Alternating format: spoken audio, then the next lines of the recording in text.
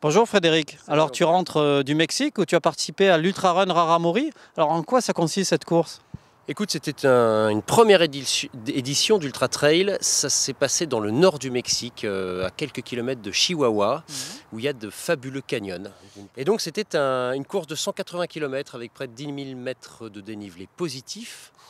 Les particularités de cette course, elles sont nombreuses. Comme c'était une première édition, déjà il n'y avait pas beaucoup de concurrents. Ouais. Et ça, moi je trouve que c'est un luxe.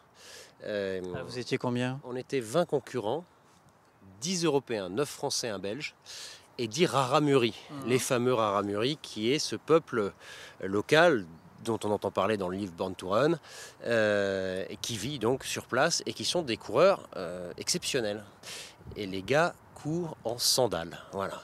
Même sur les cailloux Ils font la course en sandales, ils font les 180 km en sandales. Non seulement ils le font en sandales, mais en plus ils nous écrasent. C'est-à-dire que sur les 10 Raramuri, alors il y en a 4 qui ont abandonné. Mais les 6 qui sont arrivés sont largement les 6 premiers de la course. Voilà. Et derrière nous, les 10 Français, il y avait un peu de niveau, parce qu'il y avait notamment Sarah Vieuil, qui était l'année dernière membre de l'équipe de France de trail, et qui, comme moi, a découvert une course particulièrement difficile, dans des paysages hallucinants. Si tu veux, sur ces 180 km, les 63 premiers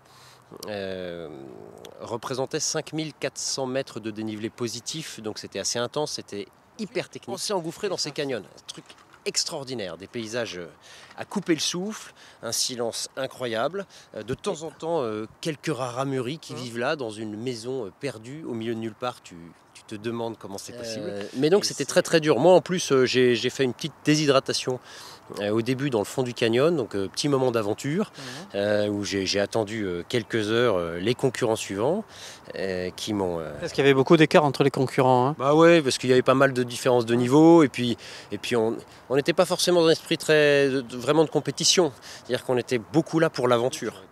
Le premier Raramuri met 28 heures, tu vois, 28 heures et quelques minutes, je ne sais plus, mais enfin bon, on vit pas dans le même galaxie. Les gars, ils sont avec leurs sandales, ils sont chez eux, ils courent, ils ont un vrai objectif sportif. Et ton prochain défi, est-ce que tu le connais déjà? Alors, le prochain défi, oui, je le connais, c'est pas un défi course à pied. C'est un défi sur glace que nous préparons avec Élodie Haro et Dominique Blechner. C'est la traversée du lac Baïkal en Russie en char à glace. C'est prévu pour février prochain.